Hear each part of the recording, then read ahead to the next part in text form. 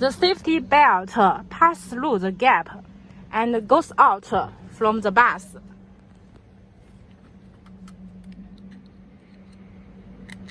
Pass through from the first hole. Then you can press here, like this. Then there will have a gap.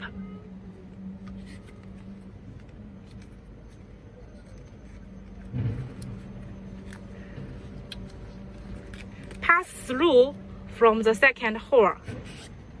Then you can adjust it by yourself. Finally, the installation is completed.